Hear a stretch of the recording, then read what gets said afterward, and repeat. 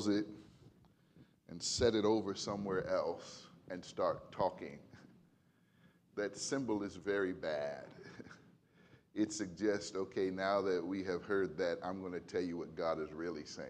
So I always tell preachers to leave their Bibles open so that people can see that there's always an attraction. If you came to my office in Brooklyn, there is a Bible that sits on a bookcase about this high on the way out the door. It is always pointing to the sermon text for next Sunday, so that every time I walk out of that office, the Bible says, hey, buddy, don't forget about me this week. So I find ways, and I enjoy, as you see, just slowing it down and taking it easy. I was very happy to be last night with the Psalm 23 and to hear the song, Just a Closer Walk with Thee. I spoke to you about that. I played a little something earlier from Thomas Dorsey, who is considered the father of gospel music as we know it. He was Ma Rainey, the blues and Broadway performer. He was her pianist. And he came from that in Chicago. He came from that to started writing music for church. And when they first heard it, they said, we don't want that devil's music in here, because all of his seventh chords and blues notes were very prominent. The song I played was When I've Done the Best I Can, and you hear a lot of sliding going on. The harmonies are not so crisp. It is a kind of slurring into the, when I've done the best I can. Same thing you would hear in the blues. And so I love him for that reason. Many people know his song, Precious Lord, Take My Hand. That's his signature piece. I don't let them sing that at Concord at funerals, because everybody sings it so sadly. And people want to sing it. It is almost as if the person who interprets it says, let me see if I can sing it more sad than anybody else. Praise the Lord, take, and all that. So, but Thomas Dorsey actually wrote that song as a part of his healing from the death of his wife and his child. His acknowledgement that he was not going to make it if God was not with him. It was not a song of sorrow. It was a song of hope. And I had an organist at Concord, Albert Branch, who we borrowed from the Episcopal Church, who knew how I felt about the sadness in that moment. Not that funerals should not be sad, but we should not manufacture sadness at funerals, right? And he would always play it a little, not too upbeat, but quicker, so the soloist didn't have time to dirge. Thank you, Albert Branch, I appreciate you. But that's not what I was going to talk about today. I want to just look at one verse today, and I appreciate you going through this text with me, and it is in the Gospel of John. And your homework, I'll give you 2 homework assignments, is to finish that text. If you have not read it, read it. Tomorrow is our last day, and I want to thank you for your kindness, your attention, and for your reception of me in this regard. It has been a blessing to share with you, and I have expressed my thanks to Charlie every day, and I have to every day, because there's always one more thing Charlie does that's even better than what he did the next day, the last day. So I appreciate him, and Dell and Tina and Piper, who is my new friend, although Piper cheated on me last night with another gentleman who had him in his hands. But I've let that go. I've turned that over to Jesus, and I've given that. What a delightful little friend. In the Gospel of John, just one verse today, verse 31. Meanwhile, the disciples were urging him, "Rabbi, eat something." But he said to them, "I have food that you do not know about." That text is a very important one for us. Today, we've been spending our whole week with Miriam, but today I want to directly leave her for a moment. But I want to say that just because we're not talking about her today directly does not mean that she is not central even to this story. And that's what I want to talk about today, is benefiting from the work of others. I want to spend some time in discussing this and making this case about Miriam, if I can, that just for this one day, I want us to just hear this exchange that happens after disciples return to Jesus. Remember, they were out. What were they doing while they were out? Looking for food. So they've come back. Yesterday, we discovered they saw him and the woman talking.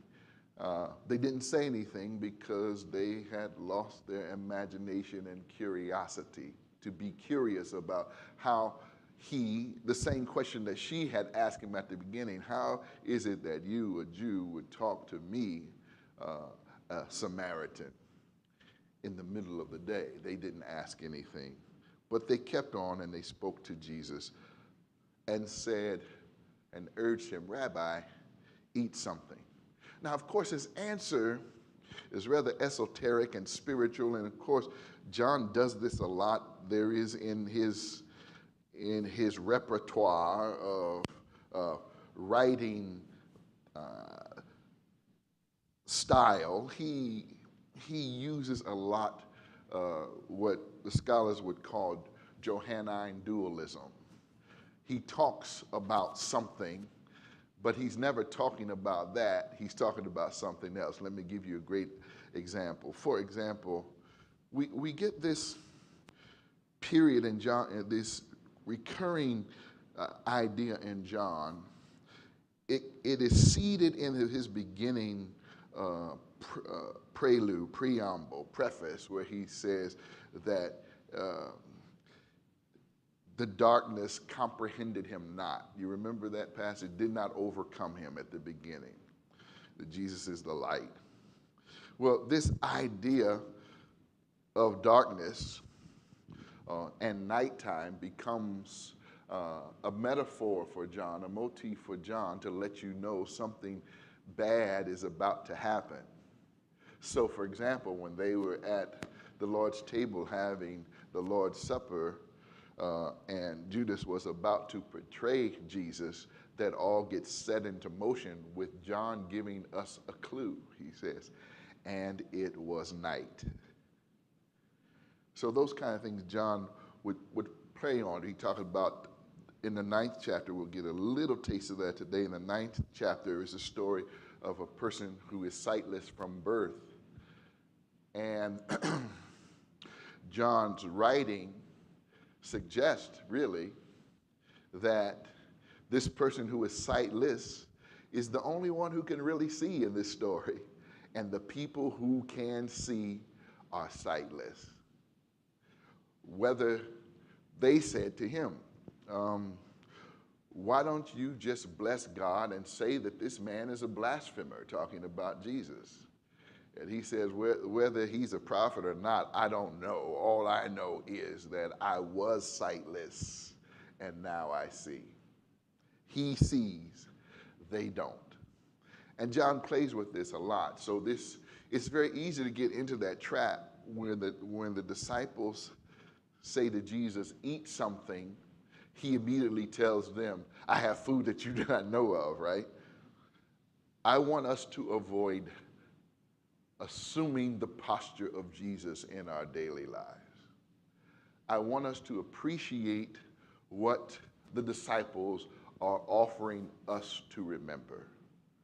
Some of us get too busy or we get too burdened by the things that life brings to us that we forget to take care of ourselves. Sometimes, I'll tell you about the transformation between Pee Wee and the man you see now. People who knew me as Pee Wee don't, when they see me now, as this guy's first question, well, what happened to Pee Wee? The people who see me now ask me questions like, so did you play football? When I was at Denison, I was 135 pounds, soaking wet. One of my good friends, this was a friend, he said to me, if I stuck my tongue out, I would look like a zipper. But I got to New York. You know, everybody complains about college food, but one thing for sure, I could eat on a schedule there, and I could eat in the cafeteria at Denison for breakfast, lunch, and dinner at a reasonable hour. When I got to New York, I started to overcompensate, and I would make sure that I was eating all the time. And the other problem is you can't go to New York and not eat. But then when I became a pastor, I'd be at the church all day, go to Bible study, leave, take the kids to school in the morning, and then I'd get back home at 9:30. I'm hungry. And so what do? I do what every person who has access to a microwave does. I go to the refrigerator and pile up everything possible because leftovers are good. I pile it all in, and at 9:30, 10 o'clock, I'd eat a big plate of food, and then I'd go to sleep on that. That's how Pee Wee became Man Mountain. And the reality is this, that we all need some people to remind us to take care of ourselves. Whether it be grief, whether it be work, whether it be busyness. You know, New York City people are strange people. They're always on their way to the next thing. And we run from place to place, always late trying to catch something or to be in the next place. I'll tell you what, the next time you're in an airport, this is what I want you to do. I want you to just look around and look at all the gates. At most gates, people are waiting very comfortably, sitting down. I never have to look at the signs. I know where the JFK and the LGA gates are, because those are the people, even an hour before the flight is taken off, are standing in line to get on the plane. They're the only people standing up. I just see the people standing up, don't even read the signs, and just go to see the New Yorkers, because they're always in a rush to go somewhere. That's who we are. I can say that I am a transplanted New Yorker. But I think in the rush of life, in the busyness of life, even when we are slowing down and relaxing, sometimes we're so intense in our slowdown and relaxing, we forget to take care of ourselves. I want to receive the disciples' words as a genuine look at the care for Jesus and a reminder to all of us. Slow down a little bit. Have you eaten anything today? Then that leads to the next question. Well, what are you eating today? But to do the things that feed us, because even the spiritual work that Jesus speaks about with spiritual food, it takes a toll on our physical body. My predecessor would say about preaching, he would say to us that we should be sure to rest on Saturday nights. We shouldn't be out all night if we're going to be leading in worship the next day. He would say, even if you cannot give the Lord your best, at least present God with a rested body. So I leave that to all of you in the middle of your wonderful relaxation.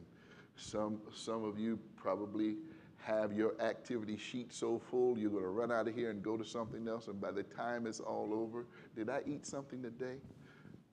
Right? I want us to think about our responsibility. And I also want to say that the other side to this is not just that my own picking bad times to eat, but people in the church are very gracious. And boy, do they make sure you have all the goodies, right? They bring the pastor all the goodies. And so I had a woman who was from Jamaica who made jerk turkey. You just never turn down jerk turkey. But it's not so much that, it's all the sweets, it's the chocolate, it's that kind of thing. I'm a sucker for that. My father had a very good way. He would say there was a woman in the church who made a pie. It wasn't a very good pie, okay?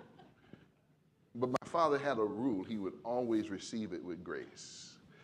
So he would receive it with grace and take the pie home and discard it. And the woman would come back the next Sunday, Pastor, how did you like that pie? Sister, a pie like that just doesn't last long in our house.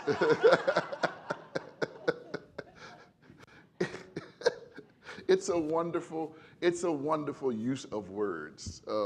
But I do think that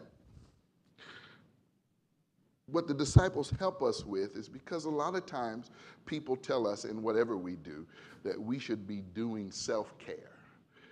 Don't forget to take care, like I just said, don't forget to take care of yourself. But what happens when we understand self-care as a community responsibility?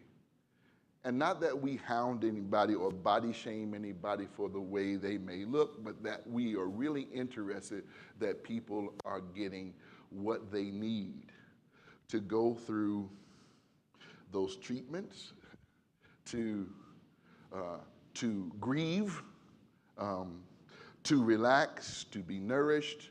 We have to remind each other every once in a while, as the disciples did for Jesus, Rabbi, eat something. Very important reminder. It also, to think that we all need to have some sustenance and nourishment in our life also brings up another reality. And that is that we all need to eat, and there are some people for whom the circumstances do not allow them to eat. This is a way for us to be mindful also of our global responsibility for the feeding of people who are in hunger. You see how I made that jump?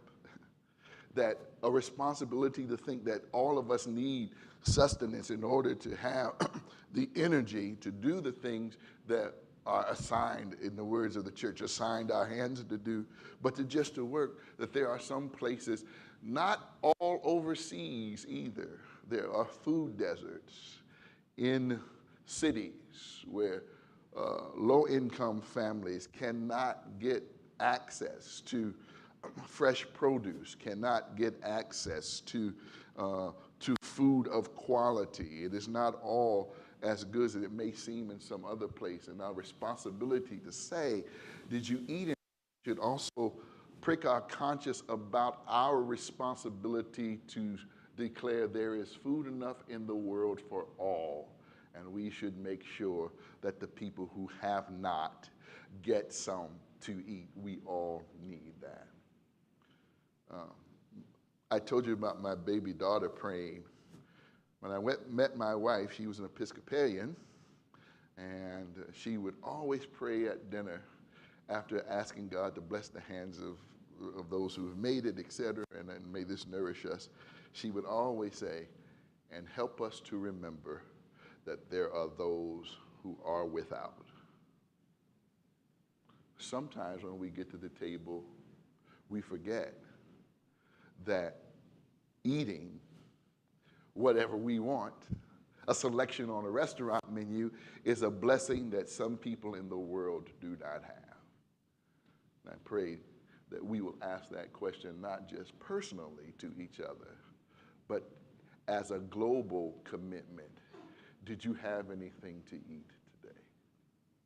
Well, Jesus does something in this next move in the conversation with the disciples that seems to be so out of place in the conversation that we were just having with the woman at the well. I mean, Jesus starts talking about sowing and reaping. And he says, a little later on in verse 31, he said to them, "My food is to do the work of him who sent me and to complete his work. Do you not say 4 months more and then we will come, then comes the harvest? But I tell you, look around you and see how the fields are ripe for harvesting. The reaper is already receiving wages." And wait, let me see. I got on my survey glasses. I got to get my excavating glasses. Don't laugh at me. Laugh with me because I think it's hilarious.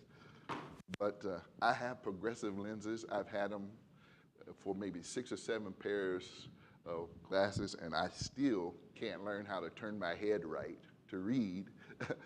That doesn't happen to anybody else, does it? In the words of Foghorn Leghorn, luckily I keep my feathers numbered for just such an emergency, he would say. All right, now, that is a Bible. 4 months more, then comes the harvest. But I tell you, look around you and you see the fields are ripe for harvesting. The reaper is already receiving wages and the gathering fruit for eternal life, so that the sower and the reaper may rejoice together. For here the saying holds true: one sows, another reaps.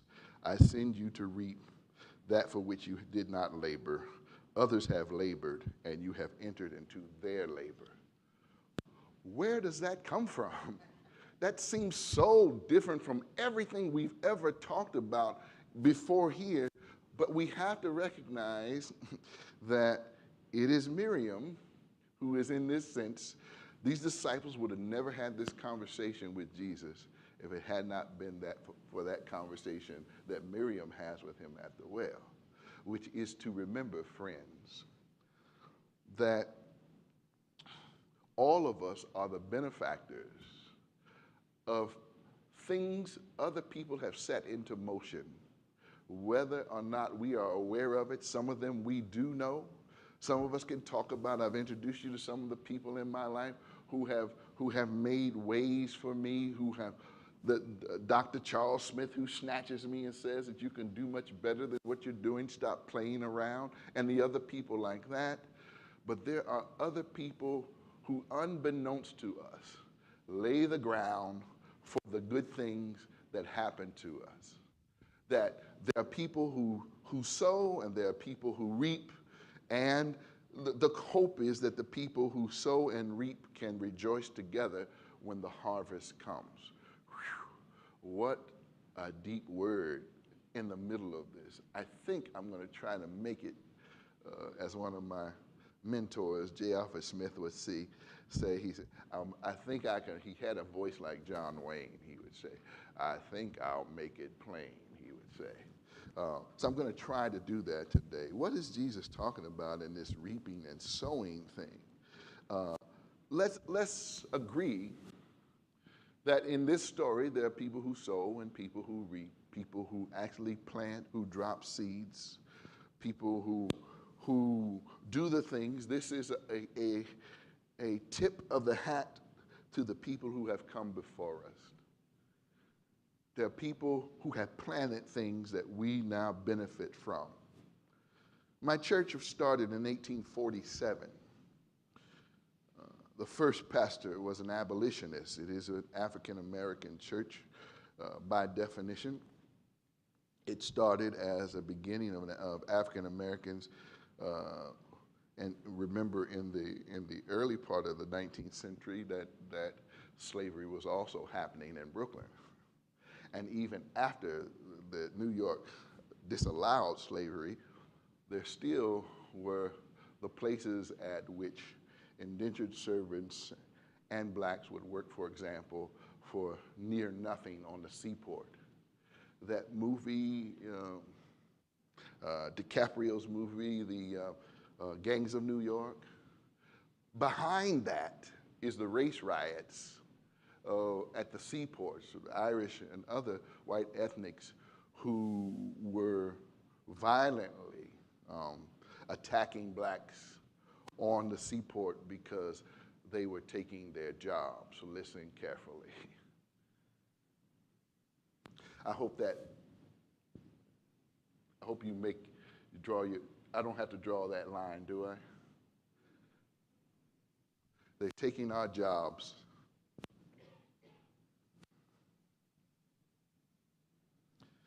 But again, in that first idea that everyone should have access and a right to eat, that the families of people who may be appearing to be taking the jobs, their families also need to eat. Well, this idea of reaping and sowing, in my church, the pastor who started Concord Church was something like an ecclesial Johnny Appleseed. His name was Samson White. Concord was not the first church he started. He started down in Virginia, and he'd move up the eastern seaboard planting churches, black churches, along the eastern seaboard. Now you may say, well, why were they black churches? He was responsible for 50,000 baptisms of freed and still enslaved black people because his theological commitment was similar to the Quakers of his day, that slavery was a contradiction to what was the Word of God. For that and not so much the Word of God, but he really believed that baptism brought the African into a freedom that slavery could no longer bound. So those 50,000 baptisms were a way of giving freed and enslaved blacks an opportunity to experience the life in Christ without being in slavery. Well, it gets really interesting because he was an abolitionist. The second pastor, Leonard Black, pastored for 2 years. We tried to figure out why his tenure was so short, and we discovered his autobiography, which had been written in 1850. The title of that was The Autobiography of a Fugitive Slave. First pastor's an abolitionist. Second pastor is a runaway slave. The Fugitive Slave Act gets enacted in 51, 52, which gave white slave owners the right to go up north and reclaim their property. So it has been a part of the oral history of Concord that he had to leave because he was fleeing from slave catchers. Well, why do I tell you that story? Why is that story important? Because the seeds that were set in that moment, the things that were planted in that moment regarding the life, the value of the person who had come from Africa to be understood as a part of the Christian faith as equals, that remains a thread that goes through our church for 177 years. It is not the only thing we do, but it is an important part of our DNA. So in 1863, William Dixon becomes pastor. He's pastor, longest tenured pastor, I should tell you this too. First 5 pastors pastor for 15 years between them, right? Last five of us, 152 years. William Dixon begins the long pastorate. Nobody has touched his record. He was there for 46 years. I have no interest in passing him. The world is different. But what was grand and great about him is that he had this uncanny ability to, to find, promote, and encourage the, the talents, gifts, and skills of the people who were in the church. So often in 2024, the church is known by who the pastor is. And the people understand this kind of, there's a way in which all the gifts seem to be concentrated inside that one person. But William Dixon was a facilitator. He had men and women working on issues and responsibilities both in the disciple making of the church and in the world.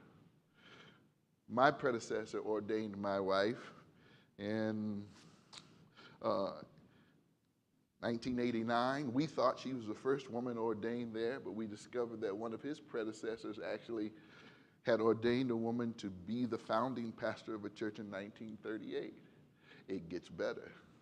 William Dixon was sending women out to preach when he couldn't go. He would send them out to other places.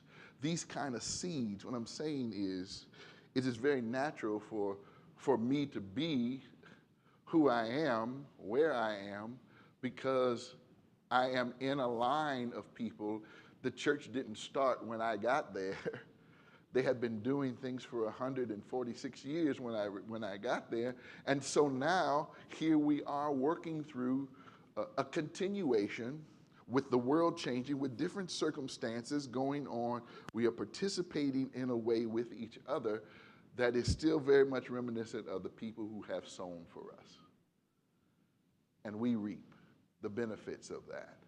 Every one of us reaps the benefits of the people who have gone before us in our institutions, in our families, in our world. We are the evidence that these things, some things get started, the people who still sow them would never ever see them come to pass, but somehow we continue on benefiting from what others have done. Now, when my predecessor is Gardner Taylor, you look that name up, you Google him, you will see people will say the greatest preacher in the 20th century. One of my mentors says that Gardner Taylor is the greatest preacher since Jesus and Paul. Well, and people would think that the church was surrounded by, was made by what he was doing on Sunday morning.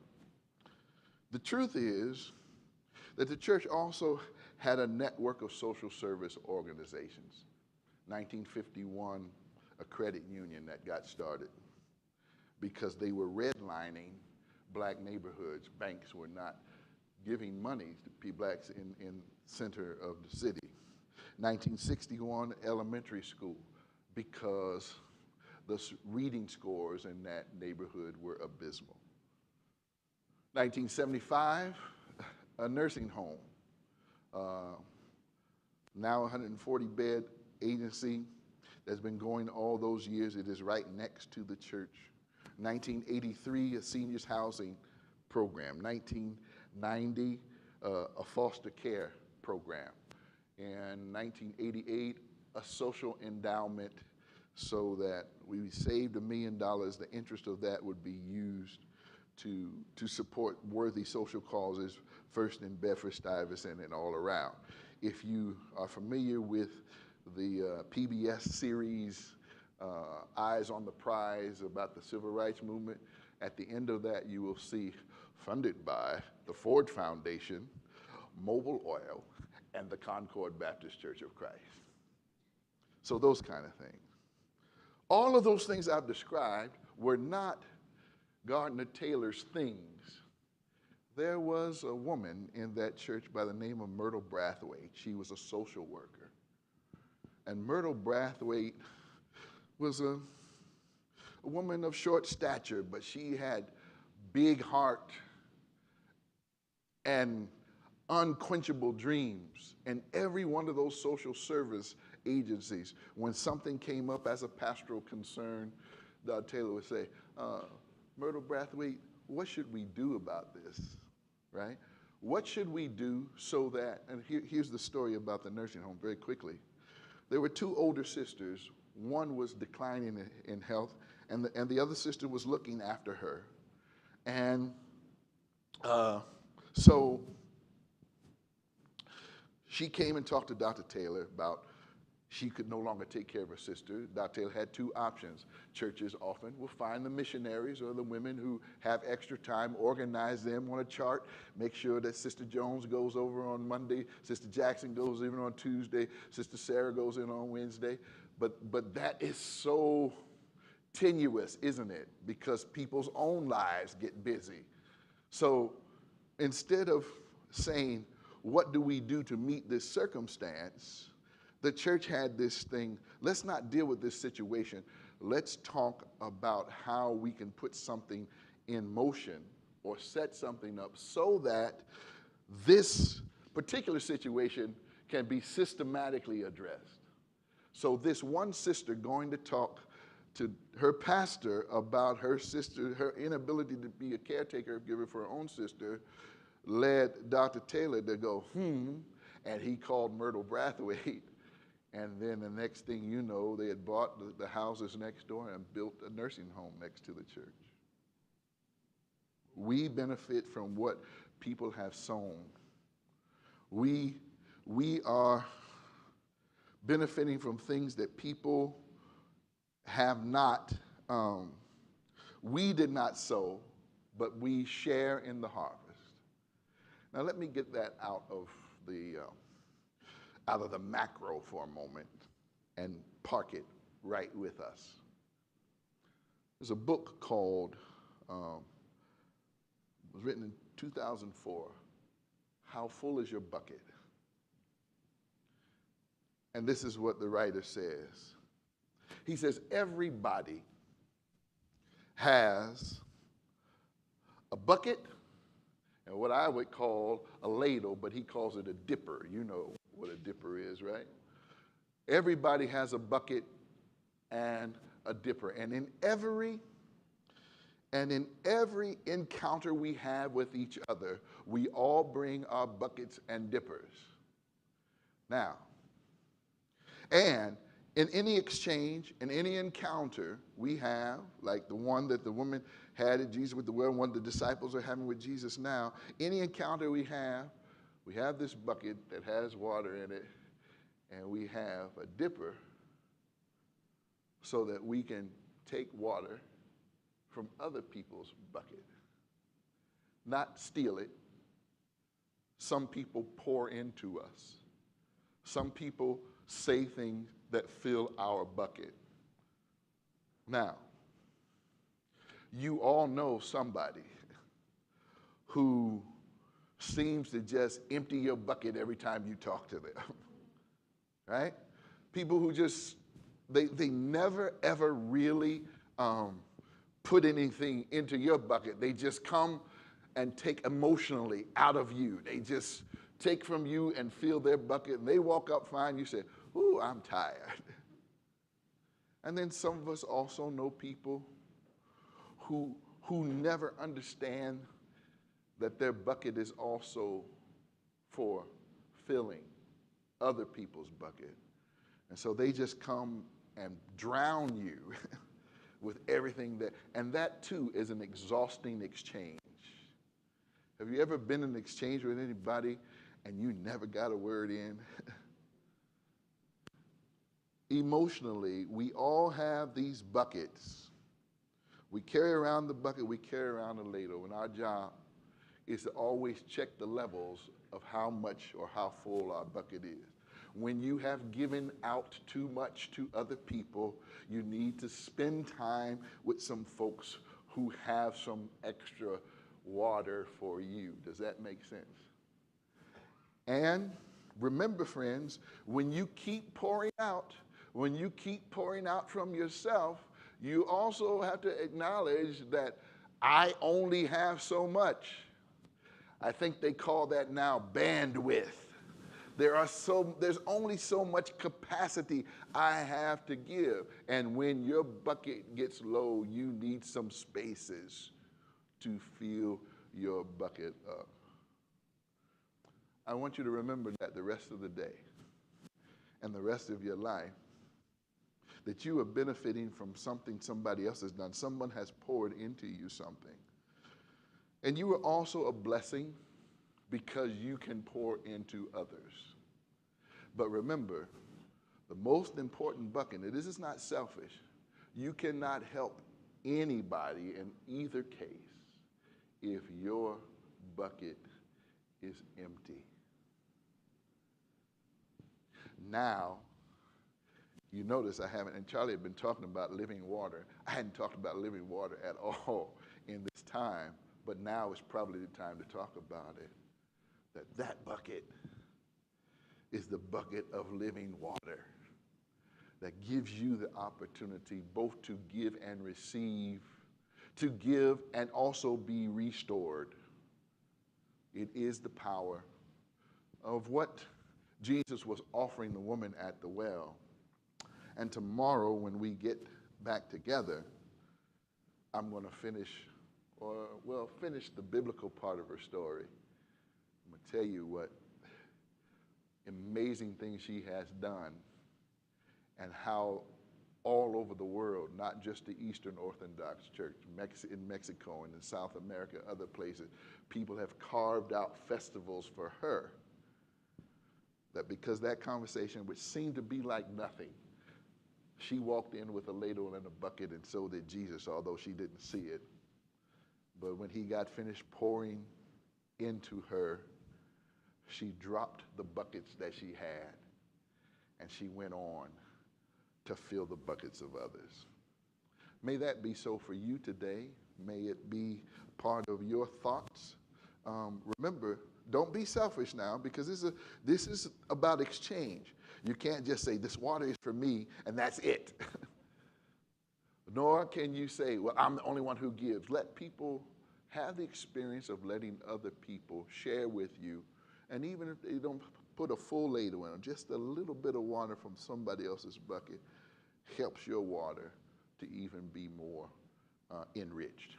I'm going to stop there. Let's ask questions and or comments or concerns, quagmires, criticisms, critiques, conundrums, quizzicalities. I made that one up. But that's what preachers do. They make words up, right? So questions, comments. I'd be glad to hear from you.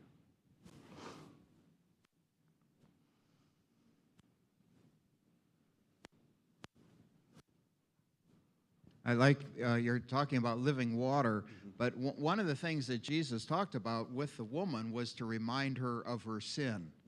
And it seems like too often Christians today think, oh, that's Jesus is modeling what I'm supposed to do. I'm supposed to point out people's sins.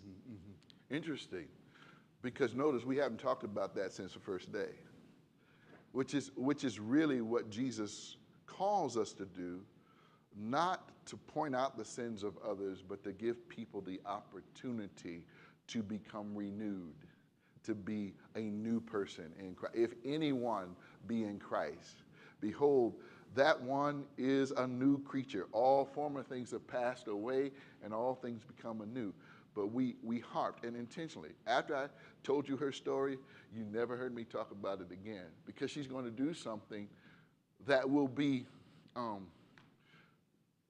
cut off at the knees, if I can use that violent image for a moment, that would be cut off at the knees because people will always see her for what she was and not for what has happened to her since she met Jesus. I don't think that, so here's the little thing I learned in Vacation Bible School. Okay, everybody point your finger at me. Go ahead, I'll let you point your finger. Okay, now, when you point your finger at me, you do know you got 3 fingers pointing back at you, right? And so whenever we do that, and this is the story of the woman in adultery in chapter 8, right? The folks are already, because the law says we got to stone her, and they're already with their stones. And of course, it's really, I love to hear scholars extrapolate on why Jesus wrote in the sand, right? I hear people saying he wrote all the names of the sins of people who were in the room, or that he wrote the names of men who had been with her. The text doesn't say that. So if they really wanted us to know what Jesus said, it would have been in the text. But it's the action of writing on the ground, over time, what happens to the ground? People walk over it, and it is gone. And that was the act of forgiveness. I've been talking to my wife this week about her experience in Rwanda, and the families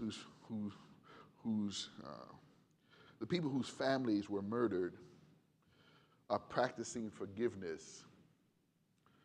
And what they say is that forgiveness is not an emotion like we think. Will you forgive me? That means that we're emotionally okay. That's not what it is. Forgiveness is a decision. It is a decision that is not so much for the person who has trespassed you. It is also a decision that helps. It is that, but it is also a decision that helps me to be free from the shackles I have to that event and to that emotion. There is some point at which the people who have harmed me do not deserve to live in my head and my heart rent-free. And I need to let them go so that I can be freed myself. I think that's the sense of forgiveness that Jesus is offering. And yes, purposefully, I don't want to talk about those 5 husbands. I don't know them. I don't know what the circumstances that she was in. All I know is at the end of the day, God only uses flawed people. I'll go down the whole list if you want to. Name anybody you think that was great in the Bible, and I'll tell you, well, right? Except for Jesus. The rest of us carry stuff with us, but somehow God uses us in spite of that, which is very important. Thank you for bringing that up. Another question. Comment, concern, idea, a thought that we didn't think that needs to get thunked before we leave. Yes, sir.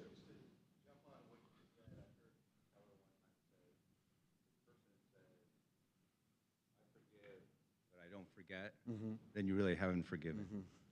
Yeah. I think, again, that kind of forgive and forget is kind of an emotional thing. I think, let's be honest. We don't talk enough about trauma and the traumas that we wear, the ones we've come through. And some of those things are forever. They're defining in life, but they don't have to be determinative. I have someone very close to me who was raped by a family member and has spent adult life trying to shake that. Keeps a person up at night. There are moments at which it leads to depression and those kind of things. Forgetting it is not easy, right? Some of this has emotional scar that, thanks be to God, there are other people who talk about these things. There are therapists who allow us. A therapist is a professional friend. That's a person that you pay to let you say whatever you want to say without judgment.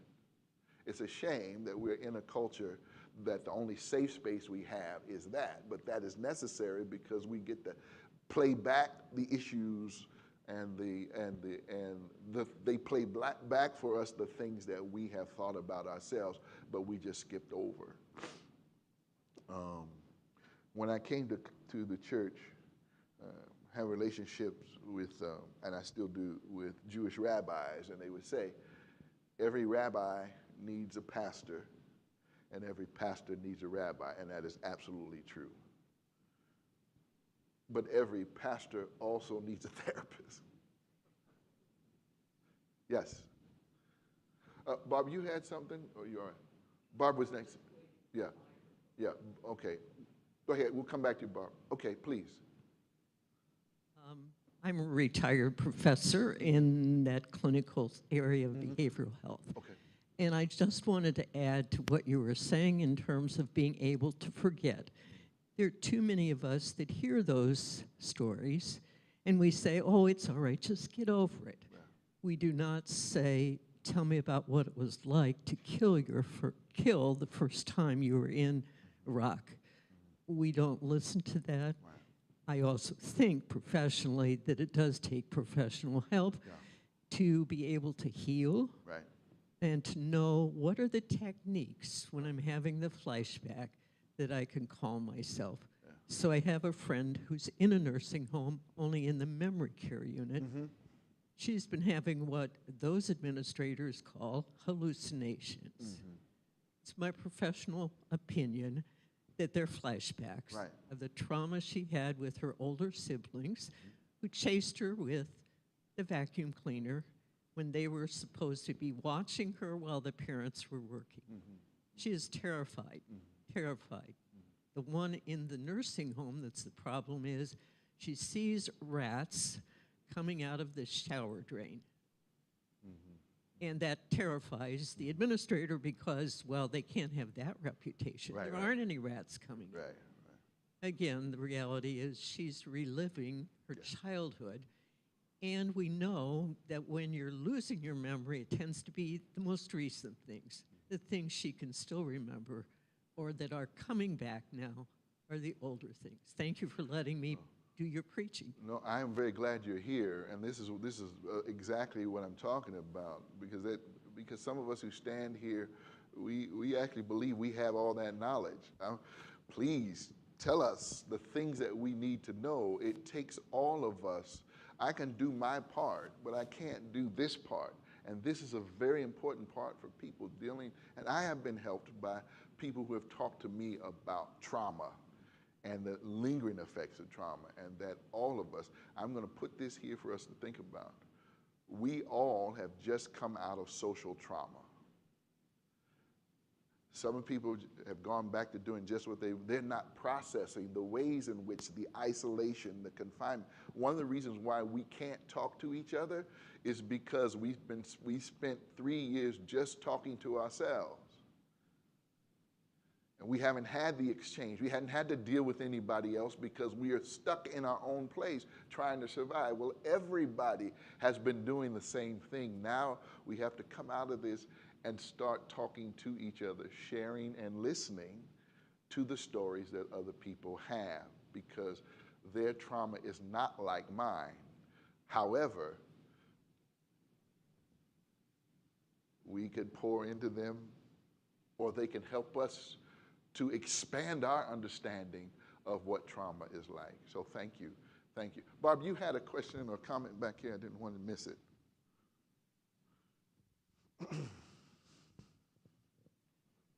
Was Jesus really listing the sins of the woman at the well, or was Jesus trying to share facts so that the woman would understand who he was as a prophet? Yeah, it's interesting that he only talks about it once. So it's kind of like, remember I said this in the first sermon, in the sermon on Sunday, I said that a conversation is where we are equally seen and equally valued. I think this is Jesus just saying, without moral judgment, I see you, and you don't have to wear the mask for me. I think that's all he's saying, which is what she really needed. Because she dropped those buckets. So where can I get this water? She's been looking for somebody to say, I see you, and I value you. And so it's not, you're this, and this. It's more like, I know who you are, and I want you to know me, because he doesn't say who he is to her until he lets her know that he knows who she is. So, some of us in conversation, that's where we miss. We talk about ourselves so much, we never get to encounter the other person. Right? And so we're telling them about all the things we've done, and like even I was talking about going to visit the sick. You go to visit the sick and you tell them everything about what you're doing while they're laid up. Not good. But yes, I think you're right about that, Barb. I think it is. It is 9:58. Is there one more? I'll take it if it's here. Okay, please. I've heard a really great couple things, and one about forgiveness. It's like taking a chainsaw to a tree, and that's the decision. And eventually the leaves fall off and dry and the emotions catch up eventually. I thought that's a good analogy. It helps me to stay just cutting down the tree. Okay, cutting down the tree. Cutting down the tree. And Malcolm Smith, in regarding the drawing in the sand or the dirt, he believes that it is containing his anger, that he's just doodling. Yeah. I mean, I think that this is the good thing about the text, that it always gives us an opportunity to interpret, and it could be everything that we think, one or two things that we think, or as my baby child taught me, nothing that we think. I'll tell you that story tomorrow. I have so been delighted just to be with you in this way, and I thank you. We'll be back tomorrow. Charlie has gone over to the poet as therapy. I think that poetry is therapy. I think that's a very good thing to be thinking about. And tomorrow, we're going to end this story. Well, that's not really true. We're going to open this story. We're not going to have an ending. We're going to have an opening. All right? And I appreciate you. I'm going to just go sit in ooh la la for a little bit if you just want to come over and talk. I told you I came here to talk. So if you see me sit down, let's talk. And we'll bucket and dip with each other. Okay? Have a good day.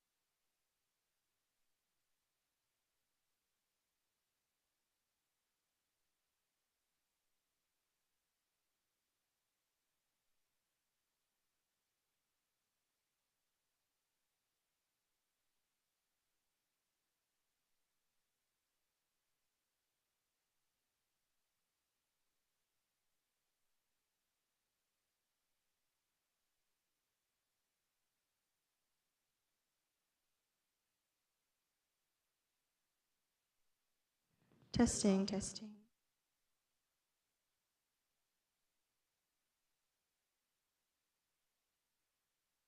Checking 1, 2, 3. Checking 1, 2.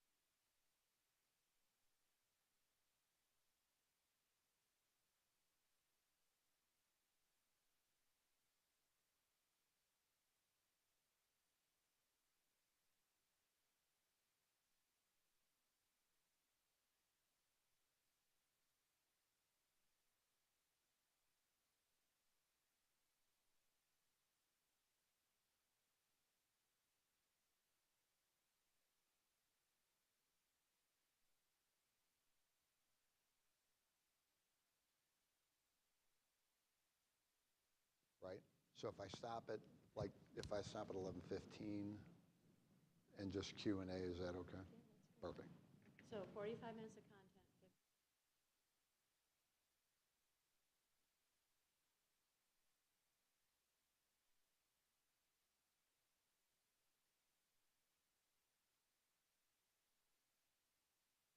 You ready for what? Oh, there you go, sound check. Check, check, check, check, check, check. Test 1, 2. All right, we're good.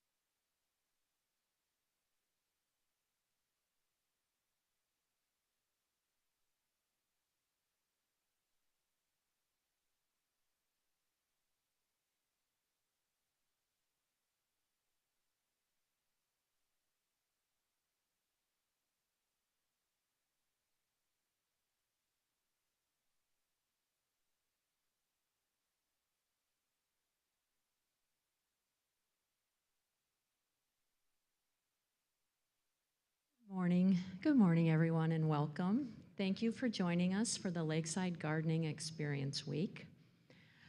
I'm Candace Vincent. I work in the education department. I'm John Mann's assistant, and John Mann is not here today, so we're going to go ahead without him, and it's going to be a great day. And I hope you all have been enjoying the gardening week. Was anybody at the keynote last night presentation? I thought that was just amazing, so I'm glad you were there. But today we're fortunate that Thomas DeHaas has joined us. He's actually filling in this time slot. There was an opening because of a family illness for the speaker we had previously scheduled on meadowscaping. But he's here to talk about the title is Evergreens That Everyone Will Envy. So he's going to share information on a wide variety of evergreen genus and species you may want to investigate if you're interested in adding that to your landscape. Thomas is a retired public school educator who has served as the agriculture and natural resources educator in Erie County since January of 2022. And among his duties is to develop educational programs for county residents. His expertise is in ornamental trees and shrubs and home landscapes, and he participates on the Buckeye Environmental Horticulture Team and writes for the Buckeye Yard and Garden Line. So if you would please silence your cell phones and join me in welcoming Thomas DeHaas. Thank you very much. What a nice introduction. So my son Thomas actually teaches Science Rocks on Monday in Lakeside, and I had him in school. So I was telling John when he asked me if I could present today, I said, well, you bring in the DeHaas A team then. So Thomas's comment was, no, you're the S team because you're the senior DeHaas team. So I'm really happy to be here today. Who was here who was planning on hearing about meadowscapes? Raise your hand. Okay, great. So I'll try to make some connections on that with meadowscape to landscape in general. Unfortunately, meadows tend to be out in the open. So meadows tend to not be a good place for evergreens because they shade out the meadows, okay? There are two deciduous narrow-leaf trees that would do great in meadows that lose their needles in the fall. So we'll talk about those, but I did teach for 34 years, 15 in elementary school, kindergarten through 4th grade. So if I throw in a couple of really bad jokes, then I'm just letting you know they're coming. So I apologize ahead of time. How many people are looking for a little information on maybe you want to do something different in your landscape? Add a tree or shrub. Maybe you have a tree or shrub that's very sick and you're like, what's wrong with that tree or shrub? I'll tell you this. The first thing is, if you're wondering what's wrong with your tree or shrub, your first goal is, what is it? What genus and species is it? Now, that sounds really hard, but there are a ton of apps on the computer, on your phone that you can pull up. Google Image. If you have an Apple, you can basically take a picture of it, and on the bottom there's a little circle that has a bunch of stars on it, and you hit that, it tells you what it is. And they're actually pretty accurate. So if you're not sure what's wrong with your tree or shrub, identify it first. Then if you go to Google or whatever, you can put in the name. Let's say it's a Japanese maple, and put in Japanese maple diseases or insects or problems. And then at the end of that, put EDU, and that will take you to educational websites that are college and research based, and it'll take you to articles that tell you what it is. And for example, if we have a blue spruce, how many people have a blue spruce? How many people's blue spruce are not very happy right now? So blue spruce, if I went and I looked up blue spruce on Google, EDU, it would come up with probably 3 or 4 things that are mostly what's wrong with blue spruce. First one would be rhizosphere, which is a disease that causes the tree to die from the bottom up. Another one would be bagworm, which will, if given long enough, it will kill a blue spruce. And then a lot of times it could be a bad location, like it got too wet, or we put a septic line in there, or something like that. So again, you can kind of do a lot with that. 2 groups of evergreens, and again, I'll try to tie this into meadows, although they're very different locations. The one thing I would say about meadowscape, though, is this. The wonderful thing about meadows are you are number one, you're planting natives. Number two, you're planting a wide diversity and a wide variety of different kinds of plants in a meadow. And the third thing is because of that wide variety, you're attracting pollinators, but you're also attracting beneficial insects that eat the bad insects. So unlike our home landscape that will plant a couple of plants over and over and over again, we kind of invite all those insects and diseases to those plants because they don't have natural predators. A meadow is exactly opposite of that. Two kinds of evergreens. We have conifers, which are cone-bearing. Who remembers biology? Biology, a long time ago, okay. Do you remember angiosperms and gymnosperms? So conifers are gymnosperms, they have cones. Angiosperms have flowers, okay. Do you know what a biologist wears for Casual Friday? Jeans. So not everything is a pine tree. A lot of times I'll get calls and people will say, there's something wrong with my pine tree. And they'll send me a picture. It's like, well, it's not a pine tree, it's a spruce. So not everything's a pine tree. You know, I planted some Christmas trees. I want to just get a really nice pine for my Christmas tree. Well, that's like one of the 7 varieties that I grow. So not everything's a pine tree. When we look at evergreens or conifers, these are the groups. And you may recognize some of these. Some of these would grow great. How many people, let me get a survey, how many people are right here living in Lakeside? Raise your hand. How many people live northeast Ohio or east toward even like New York, PA? How many people live on the other side? Indiana, Michigan. How many people live south, Kentucky? How many live in Hawaii? I want to come live with you. So the thing is, do you know how you say hello in Hawaii? Aloha. So that wasn't very good. Aloha. Aloha. I don't know. I screwed it up. Anyways, so we have firs, we have pine, spruce, hemlock, junipers, and arborvitae. Some do well in a higher pH. Northeast Ohio is going to be a pH of 5.5 to 6. Our pH right here in Lakeside is about 7.8 because we're on limestone. The pH out in Indiana and Michigan, well, Indiana is going to be in that kind of a 7 neutral. Move up into Michigan, it gets back in a lower pH. So some plants grow better in sandy soil, some grow better in rocky soil. So these are all our evergreens we're going to talk about. So our first species we have, I'm just going to talk about 5. I would say that there are 4. There are a whole bunch of firs other than these, but a lot of them don't grow in our area. So how many people have a blue spruce that's not looking too good? So I would say that one of your replacements for a blue spruce, if you have a well-drained soil, is a concolor fir. Well, that's one of the ones we're going to talk about, or a white fir. Canaan fir is a common Christmas tree. It looks a lot like a balsam fir, but it will grow in Ohio. All right. We have a Nico fir, which I don't have a sample of. That is another fir. We'll talk about the changing environment. One of the things that we know it's going to happen is it's getting warmer and wetter. There are certain evergreens that are not going to do very well on that. As we get warmer and wetter, we might need to look at other locations or other trees. And then Douglas fir, which is not really a fir at all, although it's in the fir. They used to call it fir. Firs are ABs. This is pseudotsuga. So they changed it. I think what happens is biologists change the names of stuff so they can rewrite the biology books, and then like the professors that are like working in the, you know, the whole dichotomous keying, they can make more money. But so Canaan fir is the first one we have. This is a Christmas tree. It will grow in Ohio. It is a beautiful tree. For a Christmas tree, it's very fragrant. I would encourage you if you, who's ever had a Canaan fir? Who's had a balsam? Who's had a Fraser? Okay, so if you like Fraser or balsam, and you're living in Ohio, and you go to cut down a Christmas tree in Ohio, it's probably going to be a Canaan, but it will have a lot of the same characteristics that a balsam and a Fraser will. Beautiful tree, nice shape. Obviously, these are sheared, but it still will maintain a pretty good shape even when it's not sheared. This is actually a Douglas fir. Douglas fir is another tree. It was commonly planted.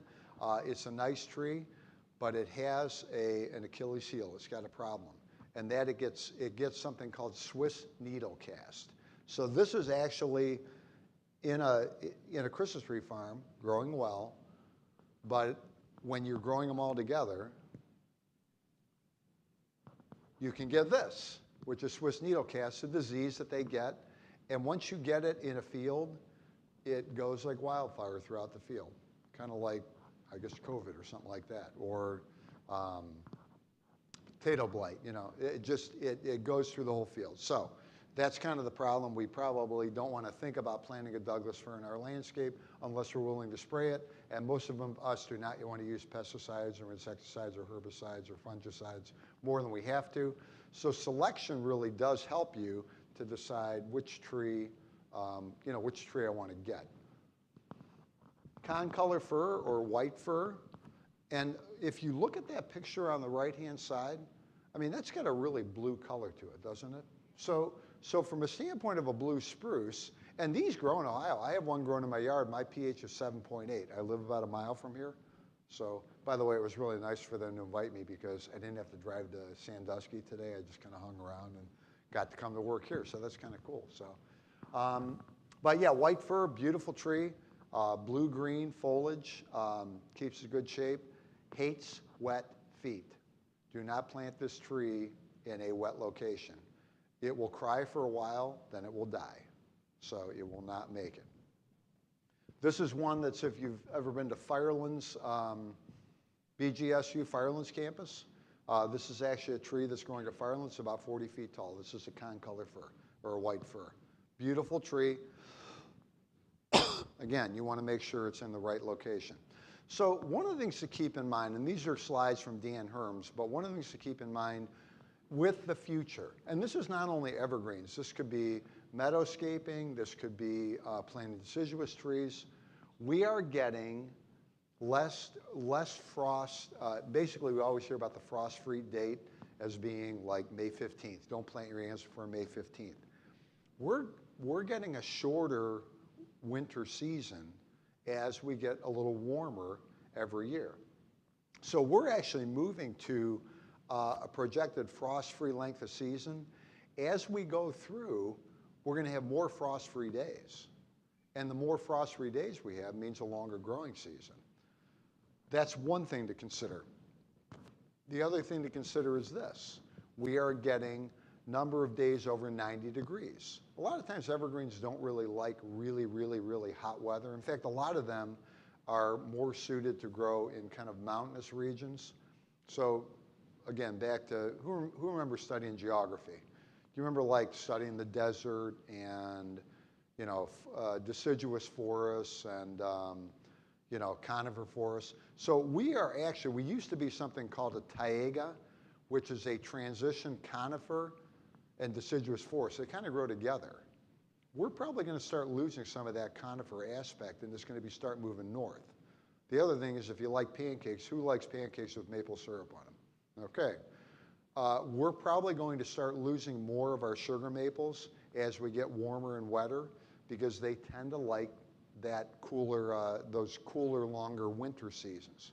So again, we start thinking about the transition. Our landscapes are going to feel that. We may have stuff that that really wants that cooler, that real cold climate in the wintertime, and that may suffer as we get warmer and wetter. Just two things to think about. So with that in mind, there are a couple evergreens that you may have never heard of that I'm going to share with you, but you might start seeing them in 10 or 20 years in the garden center, okay? So Trojan fir is one, and this might be one that you kind of think about. It's from Turkey, all right? So one of the things this is one thing to think about, Turkish fir. These are firs that are grown in Ohio. Another one is Nordman fir. It's called Caucasian fir. That's another one. These are grown down at Seacrest Arboretum. Another one that is a possible replacement for some of our kind of cone-shaped or conical evergreens. A couple of other ones. Here's a Trojan. Here's a Greek fir, Cephalonica. So better for warmer climates. So again, as we get that farther, we get those warmer temperatures in the summertime, this might be one that's suited more. So you think about Greece. I mean, Greece is not really where we're at, right? But we're thinking in 2075 that our climate could very easily be like Arkansas. So think about that, where Arkansas is. So you even think about things like some of our oaks. Live oak doesn't grow up here. It's a southern plant. But that may start to move north because we're getting warmer. Keep that in mind. What do you got here? And Nico fir. I actually have one of these in my landscape in northeast Ohio, and it did really, really well. So Nico fir, homeolopsis. Again, another fir kind of related to Canaan fir, but keep going here. How are we doing on time? 47. So the fir, I'm going to tell you what Candace said. She's like, 122 slides? Are you kidding me? So the rule of thumb is if you're doing a PowerPoint, you should have like 1 slide per 1 minute, all right? I don't follow that rule. Anyways, I never follow the rules. That's why I spent 2 years in 4th grade, so I could learn those rules over and over again. But I digress. So again, those are our kind of our fir groups. Keep that in mind. I would say the ones that you want to consider, Canaan fir and concolor or white fir. Concolor it's Abies concolor, which is white fir. Those would be 2 that you might want to consider. For your area, you know, kind of our northern Ohio and then both sides of our other states. Does anybody grow either of those 2 trees in their yard? Oh, good. What do you have? Canaan? Canaan? You like it?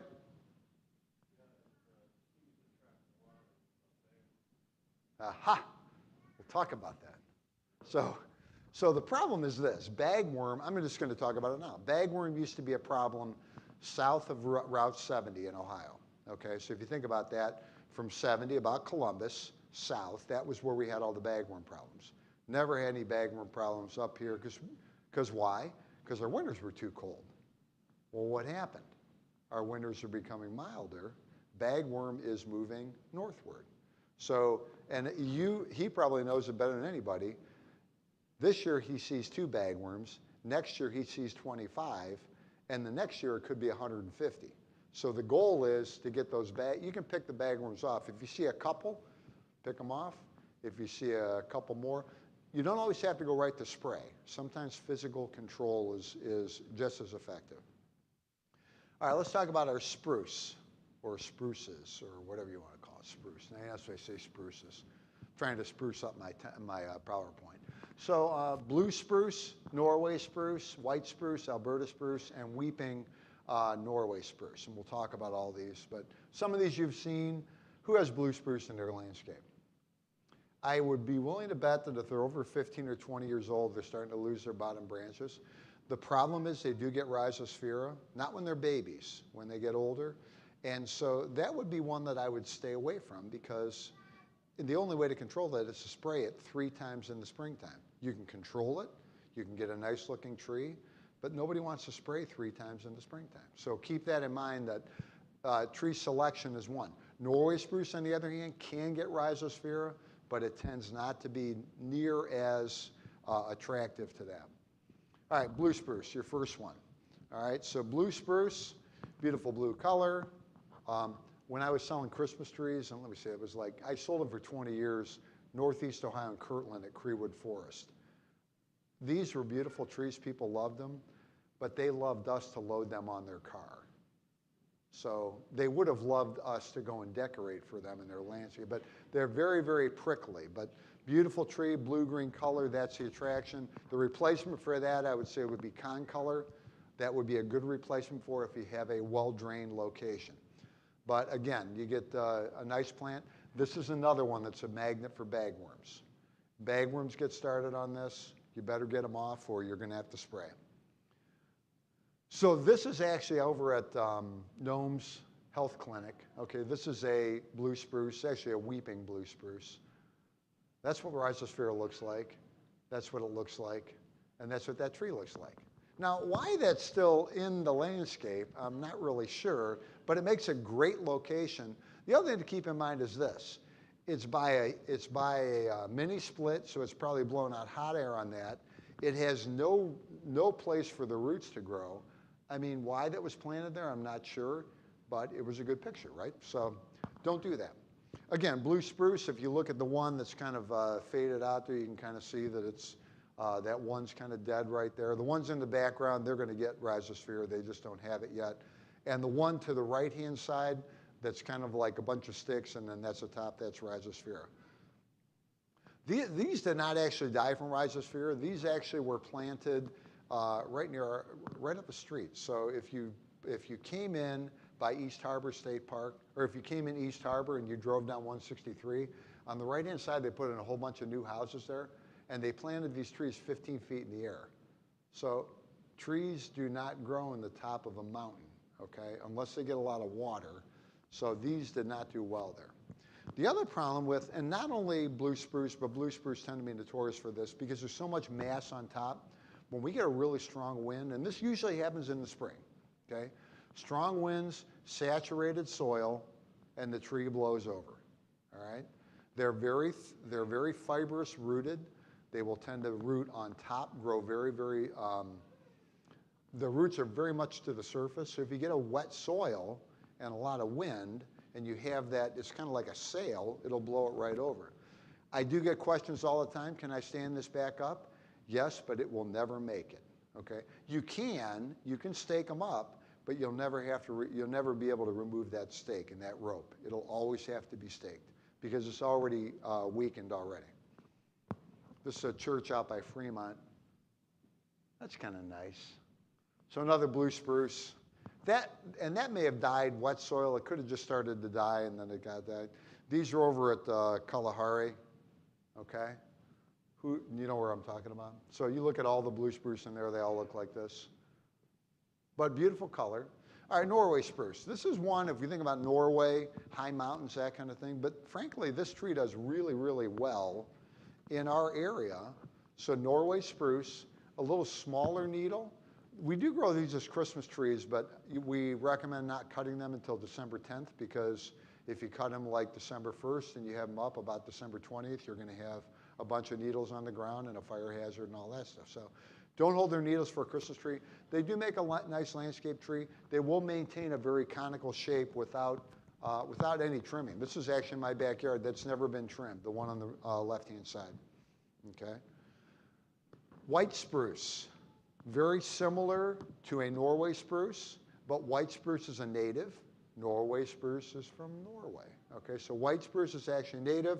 There is one that they sell as a Christmas tree, and this is actually down at the Christmas tree competition down at the Ohio State Fair. This is actually Black Hills spruce, but it is a variety of white spruce. It's been selected as a Christmas tree, but white spruce does make a nice landscape tree. Not as many problems as blue spruce. You may have seen these things, Alberta spruce. Alberta spruce is, and I have a bunch of these down here. Alberta spruce has this kind of a real, tight landscape. The problem with this one is here. If you look on the inside, you see how it's brown in there? Number one, the tree kind of shades itself out. Evergreens do need light. So the interior of evergreens tend to not have many needles on them because they get shaded out. The other thing is, this is a magnet for spruce spider mite. So a lot of times you'll see these and you'll see them turning almost like orange in the summertime. That's because they've had spider mite, cool season mites that feed on them all spring, and then they don't feed in the summer, but then you see the damage, and I'll get people to ask me, well, what can I spray for that? Nothing, because they already did their damage. But they will come back in the fall, so if you spray in the spring or the fall, you can control that. Am I going too fast? You can say yes. I'm still not going to slow down. Just kidding. Did you hear about the guy that was addicted to brake fluid? Yeah. He said he could stop any time. Yeah, it's good. I like this guy. He knows where I'm going with this. All right, so weeping Norway spruce, you'll see, a lot of times you'll see weeping Norway spruce planted as a specimen tree in a landscape. And this is the one that kind of looks like you go to Disney and they make them into elephants and stuff like that. This is probably one of the ones that they use for that. Here's another one, kind of has that weeping. Makes a good focal point, but you're not going to make a screen out of these. So just keep that in mind. Weeping Norway spruce. There's actually weeping blue spruce too. And this is actually a tree. It's like the root is on the lower left-hand side and it kind of goes up to the right. But so weeping blue spruce. And then there are some blue spruce that, again, these are less apt to get rhizosphere, but globe blue spruce, a lot of times you'll see these, and they maintain that real round shape without any pruning. So this is another one that you might want to consider. Bird's nest spruce, okay, which is actually a type of Norway, will grow in the, and the reason why they call it bird's nest, if you look at the one on the left-hand side, it kind of looks like there's a little place for a bird to nest in there, but it'll grow like that its entire lifetime, and it is in the Norway spruce family. This is the picture of on the other side of the houses where they built those houses, and I don't know why they thought that was a good idea to build that house, and then kind of, all those trees are dead now, so just kind of, I do write for Buckeye Yard and Garden, so if you want to look up articles about anything in Ohio, BYGL space OSU, and you can type in a topic and you might come up with stuff. So this was actually, I wrote an article, it was called Crimes Against Trees, and this picture was in there. This is a crime, don't do this. All right, so our pines, we got, and I did set my alarm for 10 after, so I'm about 13 minutes and about 5 genuses away from being done, but I digress. So we have all these different pines: white pine, Austrian pine, Swiss stone, Scots, weeping, mugo, tanioso, and blue Japanese white pine. So I would say of all the ones on this list, white pine is native and probably does the best here, all right? So this is white pine. And you've seen this, kind of that feathery look. And it will make a nice screen, but you want to put them on 15 or 20-foot centers. Now, the one thing that people want to do is they want to plant a screen, so they plant them in a row. If you think about when you're planting a screen, if you think about the depth of it, if you plant one here, and then you go 15 feet this way, and then you go 15 feet this way, those trees, as you look at them, are really on a 5-foot center, but they're 15 feet apart. So if you do that, if you have enough space to do that, you can plant a screen. You just need to think about the depth of the screen. Does that make sense? A lot of times everybody plants the arborvitae and they plant them like 1 foot apart and they grow together and then they start to die. And then they can't find one that's 20 feet tall. But white pine does do a nice job around here. Not a lot of problems, a little bit of pine needle scale. This is Swiss stone pine. It looks very much like Austrian pine, but it grows a lot slower. And it does not get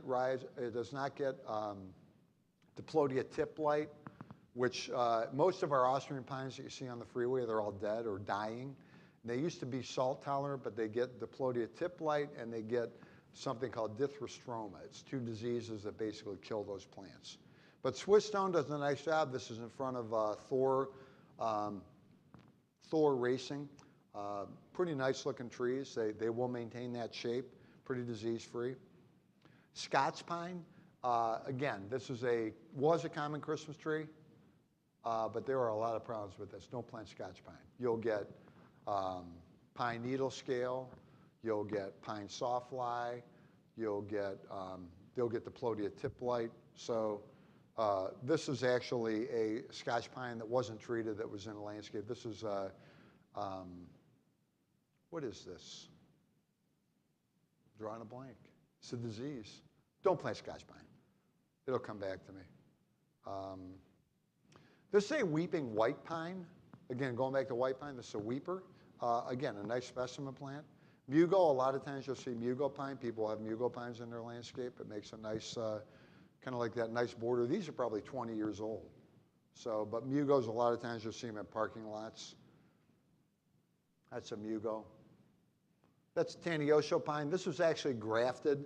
If you look at the little stem on that, and you can get these, a 5-foot graft, a 2-foot graft, a 3-foot graft. So if you look in the, if you go to a garden center, you'll see like there's a big tabletop and then the stem. Those are grafted, and depending on how high the graft is, that tree will never change the graft level. It'll grow from the graft, all right? This is actually a blue Japanese white pine, not native, but it is a nice specimen plant and kind of a blue-green color. I have one right here. Pretty striking, okay? I have a bunch of samples up here, so at the end, if you're really interested in, what was that tree? Show me that. Come down and you can look through. All the samples are labeled. So Candace was saying, so where'd you get all these samples? So I work in Erie County. I work in the county office. Right behind us is wood Woodlawn Cemetery. If you go there at 8 o'clock in the morning, there's only one people in there, and they're all dead asleep. So just kind of collect the samples. But I know the guy, he's cool with it. It's all right. You can. This is Austrian pine. This is the one that we used to grow a lot for kind of a screen, but they get a lot of problems. Hemlocks. How many people have a hemlock in their yard? Okay, hemlocks, great tree. Not in this area, okay? Hemlocks want a pH of 5.5 to 6. Our pH here is like probably 7 to 7.8. How do we know what the pH, how do we know what pH is? Well, here's the thing.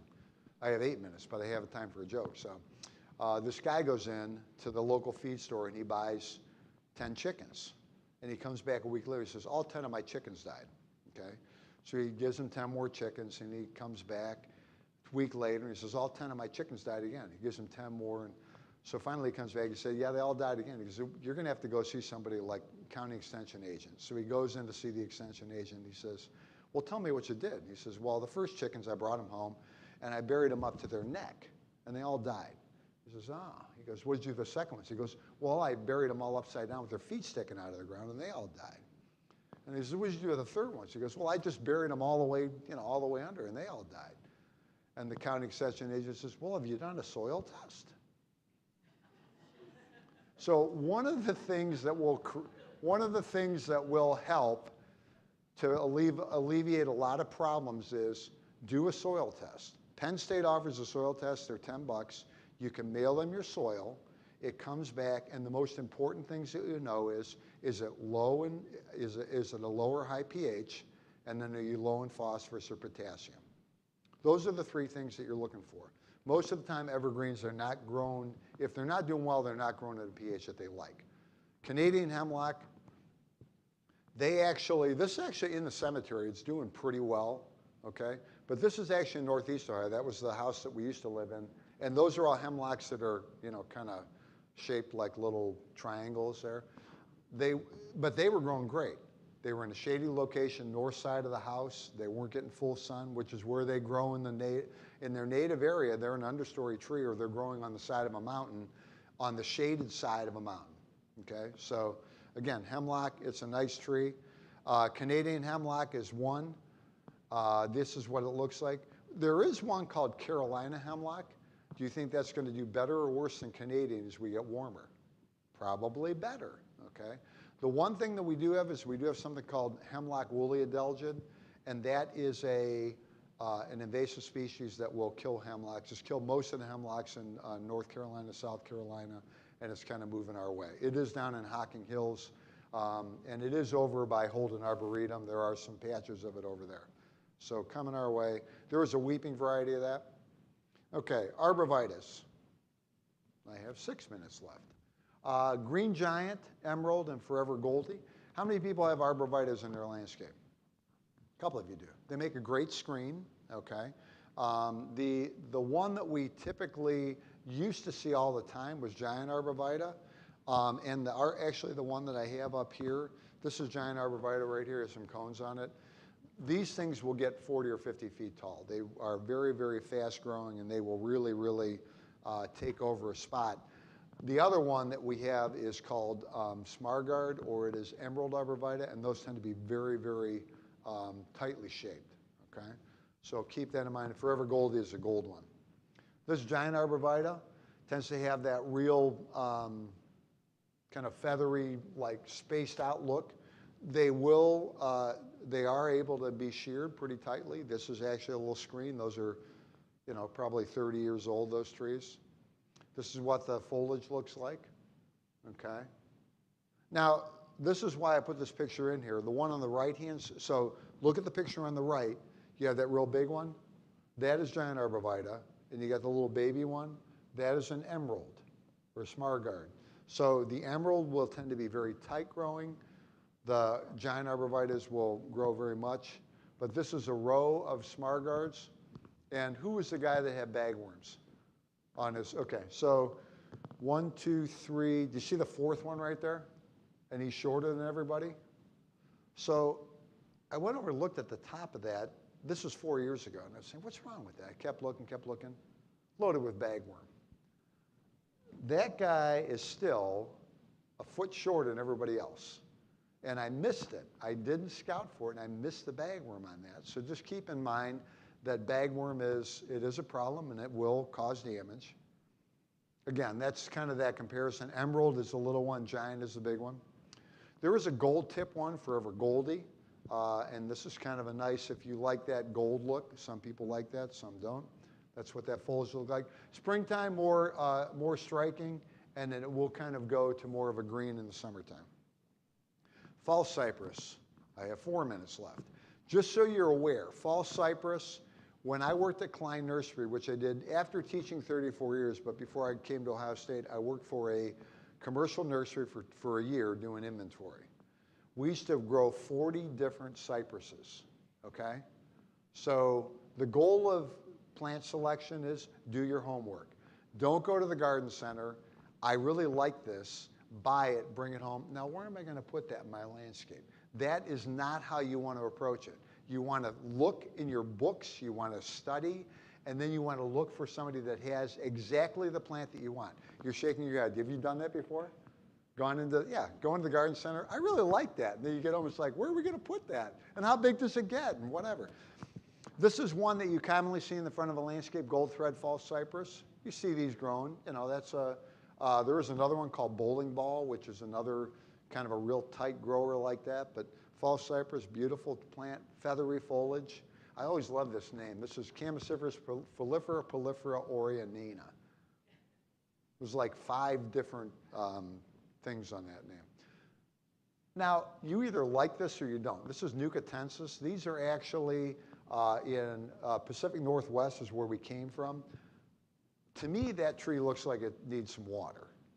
But some people love these trees. So you either love it or hate it. But these are Nucatensis, false cypress. It would be Chamaecyparis nucatensis.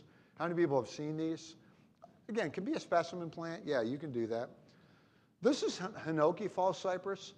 That plant right there is in my daughter's backyard. It's probably 30 years old. And it's no more than 2 feet tall.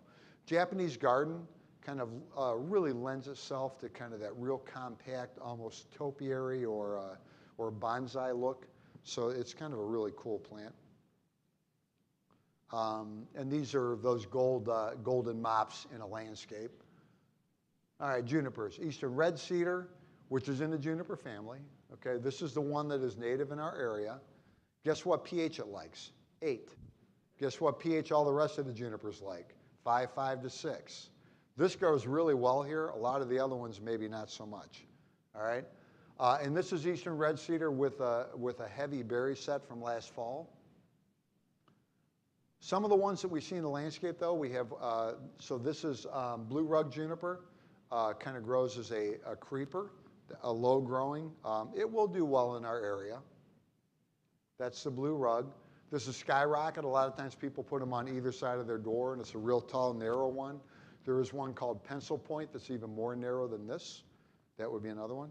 This is Hetz blue juniper, real prickly, but makes a nice blue contrast in the landscape. This is what the foliage looks like. All right. The reason why that is because it's 11 after, or 10 after. And at a quarter after I have to be done, and then you're going to have time to ask me questions that I won't have any answers to, but I'll probably have more jokes to tell you. So the goal is you will be out of here by 11:30 or before. And if you want to get out earlier, then just nobody ask any questions. No, I'm just kidding. We're not going to do that. So this is actually gold tip juniper. This is actually what it looks like in the summer, but you can kind of see those gold tips. Can you see that? So there's some gold tips right there. And that's, you can kind of see the gold cast in that a little bit. This is shore juniper. Kind of like white fir, concolor fir. These guys hate wet feet. So if you're going to plant this, this is actually in a raised planter in front of Port Clinton High School. They're doing great there because they're getting well drained. So just, that would be a good one, but well drainage. Kind of that spray, kind of a spray look foliage, I would say. This is tam juniper, very similar to blue rug juniper, but kind of that low grower. When I worked at Klein Nursery, we grew 35 different kinds of junipers.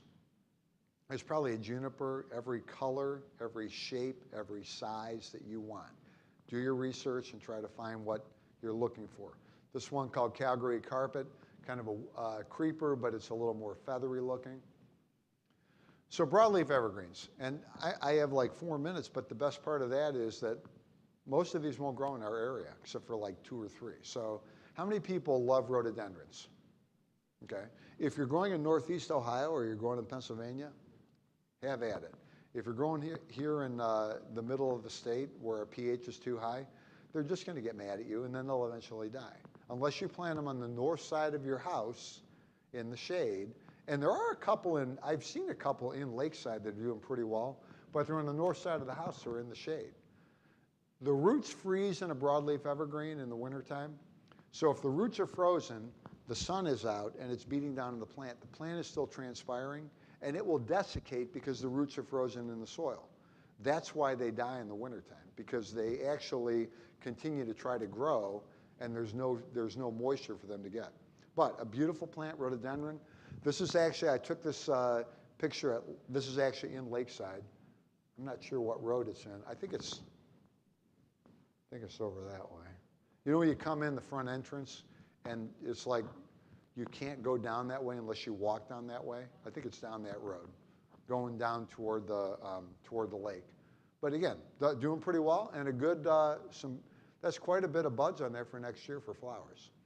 Azaleas, again, a nice plant if planted in the right location. The one thing you can do with pH is you can add sulfur or you can add ammonium sulfate. Kind of like you've heard hydrangeas, if you want to make them purple, like add ammonium sulfate, change the pH. You can do that a little bit with evergreens, some of our broadleaves. This is one that will actually grow in our area. This is Japanese holly. That's what the foliage looks like, and it actually does pretty well. Okay?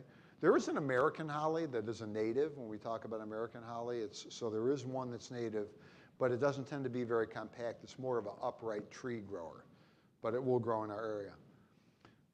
This is sweet bay magnolia. This is actually one that is, we call it semi-evergreen. So in the right location, this is Gnome's Clinic, that is a north-facing wall, and that's actually a springtime picture. It held most of its foliage. This is what it looks like in the summertime, but it actually looks like a rhododendron. Sweet bay magnolia came from more Virginia, kind of that area, the mountainous areas of Virginia, but does grow in Ohio. And that's what the foliage looks like. It's pretty foliage. Mountain laurel. Don't plant mountain laurel. We do not live in Pennsylvania. We're not in the Laurel Highlands. Don't plant mountain laurel. One of the nurseries in Lake County still sells mountain laurel.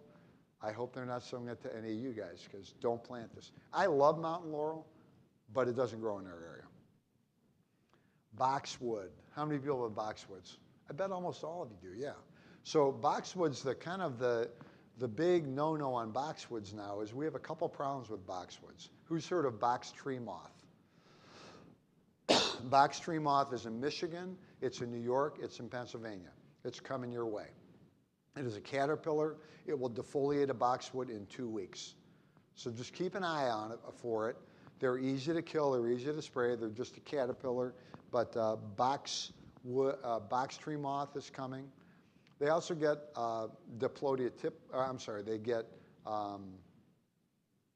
they'll get boxwood blight. They will get winter dieback. They will get volutella tip blight. They will get boxwood leaf miner, which sometimes you've heard it called snap, crackle, pop. Sometimes you can actually be in your landscape and hear them feeding and hear the popping of the cells popping. So, but boxwood's a beautiful plant. Willoway Nursery, probably 40% of their plants that they sell is boxwood, so it's a very, very popular plant. This is large-leaf boxwood, straight sempervirens, and this is that's a sempervirens. Oh, and this one's microphylla, which is little-leaf boxwood, smaller leaf, but look at that. And then the question is possible replacement for boxwood. No, I'm out of time. I'm not going to go through this. So, you want to know? And we gotta know, don't hold it, he's holding us hostage. Okay, a couple things to think about is, so ilex is a holly. There are some narrow leaf hollies. So ilex is inkberry, Ilex glabra. That makes a nice hedge. It's not as dense as boxwood, but it has similar foliage to it. The difference is boxwood is opposite when you look at the leaf arrangement, and ilex is alternate. The leaves alternate in the stem, but ilex is one. Crenata, here's one that is a smaller one, and we have Black Beauty, Great Lakes, and Green Luster. Taxus. We used to have taxus all the time in our landscapes, and they kind of fell out of favor. They're not a bad plant unless you have deer in your area, and then they like taxus more than you like taxus. But otherwise, there are some taxus that might be possible. I almost don't want to tell you this, but privet would be a replacement, but it is considered invasive, as is barberry. Arborvitae, you can get some globe arborvitaes that do a pretty good job of making that round green shape. Okay, and a couple other ones that are more native. Myrica is bayberry, and Japanese plum yew is not a native, and then euonymus, but euonymus can be invasive too. So, and then I show you my haircut pictures because I love when people this is kind of like the poodles, they bring them. By the way, I applied for a job as a groomer, as a dog groomer. I didn't get the job. You know why? Couldn't make heads or tails of it. So this is kind of what they do to plants. It's kind of like abusing plants. So we shape them, we round them, make them into circles, cut them around cemeteries. All right, and that's all I have. So, oh, thank you, you're kind. That's all I have. If you learn nothing else, you'll learn a couple of stupid jokes. So what we're going to do is, it's kind of like what the game show where they walk around with a microphone, Bob Barker or something like that. I don't know. So I'm Bob Barker? Yeah, let's make a deal. No, you're Vanna White. That's it. We'll be Vanna White. How's that, Candace? All right, good. Whoops. That's okay. Thank you. In the winter, we live in a small condo community in southern Michigan, about 25 miles north of that other school up north. Okay. The community's about 25 years old. It's on clay, basically, so the soil after a heavy rain tends to hold the water for quite a long time. We have easily greater than 100 blue spruce in the community using as screen trees. Sure. And several of them are getting the fungus, which means that eventually they're all going to die. In that kind of situation, what would be a good replacement that would be readily available to us? So if the trees are still, most of the trees are still healthy, at that point in time, it might be worth incorporating a spray program and protecting that foliage. Basically, what you're doing is, for rhizosphere, which is what the disease is, you spray it before the tips open up, you spray that when they're about halfway opened up, and then you spray them again when they're opened up all the way, when the new growth is opened up all the way. You're protecting the new growth, and you're spraying it with a fungicide. And there may be a point where, because to replace those would be very costly, it may be cheaper to spray than to replace. Some of the replacements, Norway spruce would probably be a decent replacement because they can handle that kind of wet feet location, which just sounds like they handle clay. I would stay away from arborvitae. They're just going to get mad at you. If they're on mounds a little bit, like giant arborvitae could be an option. White pine would be okay. So white pine could be a possibility. Yeah, we have some white pine. Yeah, and they're probably doing pretty well. So as you lose one, if you replace it with a white pine, it's going to look different, but you know what?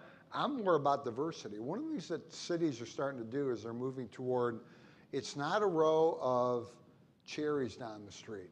You know, you got a ginkgo, then you have a honey locust, and you have a red maple, then you have a white fringe tree. They're going to a lot more diversity. So in a condo setting, and this is something you got to sell to the people. We're trying to expand our diversity. So I would say white pine and Norways. Yeah. Go ahead. Just 1 second. Do camellia do well around here? Pardon me? Camellia, do they do well? camellia. So camellia is, in my mind, that's more of a, not tropical plant, but it's kind of like crepe myrtle, okay? So I could put camellia and crepe myrtle in the same. Crepe myrtle will do well in Cincinnati. They will do well up here, but they'll die back in the wintertime to nothing, and then they'll sprout back from the bottom. I'm not sure if camellia will do that, but I would be willing to bet that as we get warmer and wetter, that some of those plants that are farther south will move forward. But I've never seen camellia sold commercially as a landscape plant. I've seen it more as a house plant. So, yeah. I have a hedgerow of boxwoods, 4 foot tall. Okay. Can I bring them back down over time to a 2 foot high hedge? You can, but here's the thing. Every time you cut them, you want them to flush back out, all right? So sometimes what people do is, like if you cut them right now off, you're just gonna have a whole bunch of brown on top. If you take like 3 inches off this year, and then take 3 inches off next year, and gradually lower it down, every time you cut them, they'll reflush, and then you can go back and cut, as opposed to cutting into the hard, you know, the wood. You understand what I'm saying? Because when you shape them, when you trim them right now, if you trim too hard, you'll see that you get into sticks. But that grows back eventually. But yeah, boxwoods they're great at responding to pruning. It's just you don't want to, and that's true for most plants. Just you don't want to remove no more than a third of the foliage, whether you're trees, shrubs, vines, anything. Go ahead. While you're on boxwood, you talked about all these diseases. I don't know what mine have, but you have these patchy dead areas in the hedge. So in your location, if you think about north, south, east, west, is that a south-facing direction where those are growing? Yes. So I would say that that's probably winter damage. And what you can do is kind of like what he said. If you go in and you cut out the dead, the green might actually fill right in for you, okay? Okay. But I would be willing to bet that's winter damage, because when you get like a dead branch here and a dead branch here and a dead branch here, a lot of times that's winter damage. Okay. It could be Volutella stem blight, but at the end of the day, you do the same thing. The one thing to keep in mind, though, is that if it is Volutella, every time you make a cut, have a bowl there of alcohol and dip your pruners in the alcohol, because if they have a disease, every time you make a cut, you're transferring that disease to the next one. So if you sterilize in between each cut, that's going to be better for you. Does that make sense? Do you have a joke about what to do with the alcohol then? What's that? Well, so if you're cutting junipers and you're dipping it in your scotch, that's probably not a safe thing to do. But no, 91% alcohol. The other thing, you can use Clorox. You can use 10% Clorox, but that tends to be really hard on metal. It'll cause it to rust a lot quicker. So I like alcohol. So that reminds me, my wife's a moonshiner. I love her still. Knew it. Go ahead. Next question. Do you know of any problems that giant thujas have? So Thuja is the genus of Arbovita. So giant Arbovita would be Thuja occidentalis. They tend to be pretty durable and pretty insect and disease free, except they don't like wet feet. So, and again, sometimes we'll change the flow of our water on our landscape by installing a bed, putting in a pool, putting in a leach line. Our neighbor builds a house, our neighbor builds a garden, and that little change can cause that area to become wetter. Are you having a specific problem or no? Do they look good? They look fabulous. Well, that's what I wanted. Okay. You keep doing that. Watch for bagworms.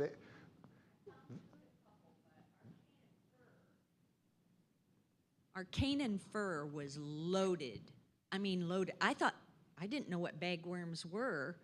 I thought they were pine cones hanging until I looked closer, and then somebody said, "Oh, you've got bagworms."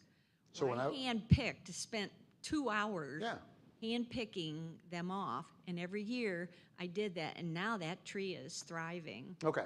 And then the goal with bagworms, so keep this in mind, bagworms, the way they transfer, the way they move, is they actually have a very small silk that they will, which is how they make their bags, and they call it ballooning. It's the same thing spiders do. They'll drop down, they'll let the wind, and they'll blow to the next tree. That's why we have bags on this, you have bagworms on this tree, and then you get them on this tree, and this tree, and then you get them on those trees. So that's how they move. They balloon. So yeah, they don't crawl very good. Although I remember they were crawling, and I came home from looking at bagworms one time, and one's on my glasses, like on the lens. Like, really? You're not getting anything there. Go ahead. Any other questions? In the back, go ahead. So before you start, what's your name back there? No, in the back. Sherry. So Sharon has been to one or two of my talks before, and I'm like, I thought you were the only one who was going to come, because, like, I mean, it's fine. I'm sorry if you came to hear the meadows, improving meadows. Hopefully this was helpful, but hopefully that speaker comes I think back. your one picture, I think it was of the laurels, maybe at gnomes, but it looked like there were hostas underneath, and they were all yellow. So was that picture like from the late fall and the hostas? What was wrong with the hostas? So, great point. Hostas are a really good plant. Okay, they will suffer from a couple things. Slugs love them. Okay, so you can get slug damage on them. The other thing is, if you're using any Roundup products, if you're using any glyphosate, they get one whiff of that and they're dead. I used to have 40 different varieties of hostas in my yard, and I spray Roundup. I don't have any now. So do not use Roundup around hostas. But the thing is, I would say that it was probably fall, because they will lose their foliage in the fall. And yeah, so. Any other questions? No other questions? Everybody wants to get out of here. What time is it? 28, we got 2 minutes. Look at that. I told you we'd be about by 11:30, 12:30. So yeah, feel free if you want, like if you're, he talked about that. Come down and look at the plant samples if you want. Do we have a speaker coming in next? Okay, so you can hang around for a couple minutes. I'll hang around for a couple minutes, and yeah, take a look at some of the samples if you choose to. And if you have other specific questions, I have cards down here. I'm more than happy to answer horticulture questions. If you have a home landscape problem or concern, a lot of times if you take a picture of it, send it to me. I can help to diagnose it even on the computer. So if you need a card, come down and get a card, and that's fine. One last question. Yes. I have a pine tree that has some dead branches on it. Do I cut those out or leave them? So again, are they the lower branches? Yes. So one of the things you think about pine trees, and in the woods, trees in general, when they get the canopy on top, everything gets shaded down below. So you can just go ahead and limb those up. And if they're pine trees, then that's very appropriate. If they're spruce trees, it might have rhizosphere. And then if you cut those bottom branches, you get more air circulation, and that will slow that's the other thing with your condo area. If people will tolerate the fact that you're going to limb them up so they're 5 feet off the ground, you get more airflow, and that slows down the infection. So, yes, one more. Could you answer a broadleaf tree question for me? Yeah, go ahead. Okay, so we have a Japanese bloodgood maple. Japanese blood, yeah. We planted it in 2021, and it was about maybe 5 feet tall. And it was doing just fine for 2 years. And then our village got sewer. Or not sewer, it was water. Okay. And they decided to come through that area and went between that little tree, and we have Coosa dogwood. And then the downspout got displaced. Okay. And so it was coming right where that little tree was. And we didn't realize that because we had so much pachysandra around it. So this year, when it should have blossomed out and had a lot of leaves, the whole top of it had no leaves. But at the very bottom, we have some branches with good-looking leaves on them. So bloodgood is it's a grafted variety of Japanese maple. What you might be seeing is what it was grafted on. coming back. So if it's below the graft union, that's a straight Japanese maple. It may not be blood good, but it'll still grow. It just won't be that purple color anymore. So you could let it grow and see what happens. If it's growing, cut the top off and see what happens. So, oh, they're going to yell at you. We're like one after. Go ahead. It's like church. Okay. That guy went long, man. Go ahead. Okay, so I have a hemlock. Yeah. And it is losing, the bottom branches are dying. Yeah. So can I change the soil pH? So if you add ammonium sulfate, are you in this area here? Yes. Ammonium sulfate would help to bring it down a little bit. And it does have fertilizer in it, so ammonium sulfate would be good. And just, and pray and give it TLC. And okay. Then my second question is, there's a lot of conversation, and we heard it last night from the speaker as well, about using gravel. And what are the downsides of using gravel for plants? A lot of times, here's the thing. People put gravel down because they don't want to weed, okay? So what they do is they don't just put down gravel. They put down landscape fabric, then they put gravel on top. And those are two things that'll just tick the plant off because it'll be too wet when it's wet and too dry when it's dry, and the plants will not do well. So if you're using gravel, but you're willing to still pull weeds, and you just put gravel on as a ground cover, as a kind of a surface, but you're willing to weed, that's okay. It's the fabric that is causing the problems.